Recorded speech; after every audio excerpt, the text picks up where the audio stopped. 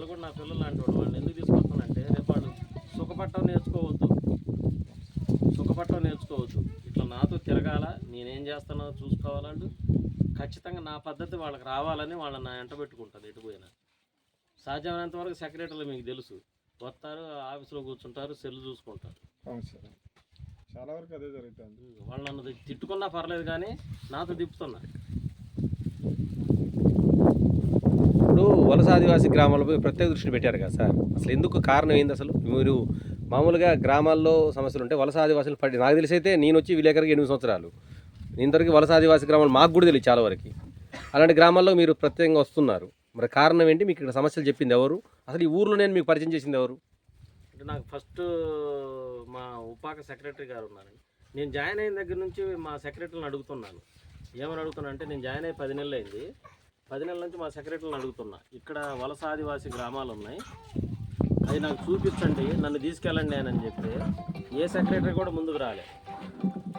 రీసెంట్గా నేను మా ఉప్పాక గ్రామ పంచాయతీలో ఎర్రగుంట కాలనీ అని ఉన్నది, పని కట్టుకొని మా 2 సెక్రటరీలను తోడు పెట్టుకొని నేను తీసుకొని వెళ్ళి అక్కడికి. ఎందుకంటే వీళ్ళ సమస్యలు నాకు తెలుసు. నేను గతంలో 24 ఏళ్ల క్రితం దుమ్ముగూడెం అనే మండలంలో పనిచేశా. దుమ్ముగూడెంలో కూడా సేపట్లో వలస ఆదివాసీ గ్రామాలను వాళ్ళకి సమస్యలు ఉంటే ఆ సమస్యలు తీర్చాలని ఫీల్డ్ జాబ్ కాబట్టి నేను చేసేది. వాళ్ళ దగ్గరికి వెళ్ళి వాళ్ళ సమస్యలు తెలుసుకొని వాళ్ళ సమస్యలు తీర్చాలనేది నా ఆకాంక్ష. అందుకనే మన మండలంలో, పినపాక మండలంలో 8 ఉన్నాయి వలస ఆదివాసీ గ్రామాలు. 8టిని నేను తిరిగి వాళ్ళకి ఏం కావాలి అనేది ప్రత్యేకించి తెలుసుకొని, నీటి సమస్య అనేది బాగుందండి, ఆ నీటి సమస్య అయితే 100% తీరుస్తా. తర్వాత ఈ పిల్లలు అంగన్వాడీ టీచర్లు, ఇక్కడ మినీ అంగన్వాడీ పోస్ట్ ఉన్నదండి. ఇక్కడ ఈ ఉమేష్ చంద్ర నగర్లో మినీ అంగన్వాడీ కేంద్రం ఉన్నది. మినీ అంగన్వాడీ కేంద్రం టీచర్ పోస్ట్ కూడా ఉన్నది. ఇక్కడ చదువుకున్న వాళ్ళు లేక పోయినసారి పోయింది. ఇప్పుడు ఇక్కడ చదువుకున్న ఒక అమ్మాయి ఉన్నది, ఆ అమ్మాయి క్వాలిఫికేషన్ ఉన్నది. ఐటీడీఏ పిఓ గారిని కలవమన్నాను. ఐటీడీఏ పిఓ గారిని కలిసి ఆ అమ్మాయిని కనుక ఇక్కడ మినీ అంగన్వాడీ టీచర్గా అపాయింట్ చేస్తే వీళ్ళకి న్యాయం జరుగుద్ది. ఎందుకంటే ఇక్కడ పిల్లలు ఎక్కడికి పోవాలి? టీ కొత్తగూడెం ఉన్నది, అక్కడ నుంచి రావాలి సరుకు. గడ్డిగూడెం లేదా రెడ్డిగూడెం లేదు. ఈసారి ఏం చేస్తున్నానంటే, ఉప్పాక ఎర్రగుంట కాలనీలో ఏదైతే చేశానో ఆ అంగన్వాడీ టీచర్ని సరుకుతో సహా తీసుకొచ్చి ఇక్కడ పిల్లలకి డిస్ట్రిబ్యూట్ చేస్తా. వీళ్ళు వెళ్ళటం కాదు, అంగన్వాడీ టీచర్ అలాంగ్ విత్ సరుకు తీసుకొని వచ్చి ఇక్కడ నేను వీళ్ళందరికీ కూడా డిస్ట్రిబ్యూట్ చేస్తాను. ఓకే సార్, ఇక్కడ గ్రామాల్లో తాగునీటి సమస్య ఉంది సార్, విద్యా వ్యవస్థ కూడా మీరు బాగానే పెట్టారు. ఇక నెక్స్ట్ వీళ్ళ గ్రామాల్లో రమేష్ గారు, మీరు కూడా ఆదివాసీ నాయకులుగా ఉన్నారు, ఇక్కడ ఎటువంటి సమస్యలుగా మీరు గుర్తించారు? మీరు సార్కి ఎటువంటి సమస్య తెలియజేశారు?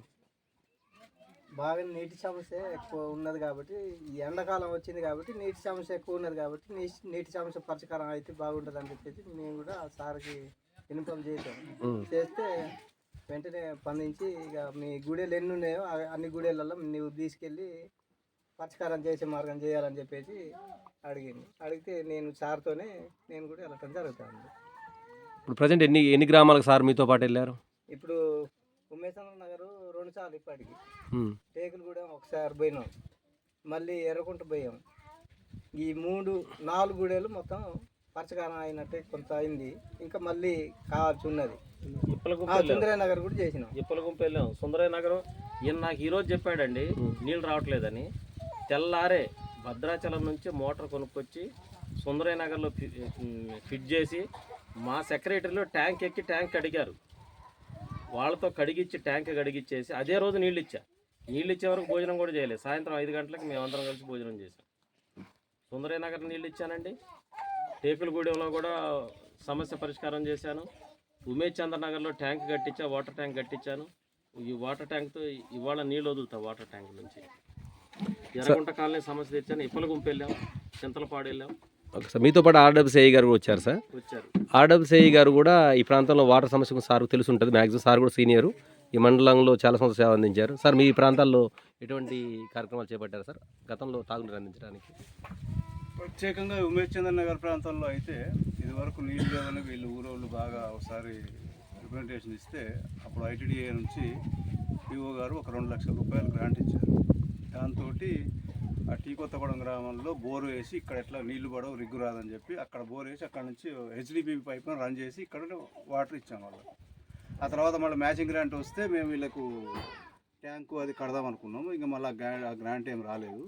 ఆ తర్వాత మళ్ళీ ఎంపీఓ గారు వచ్చాక ఇదంతా జరిగింది.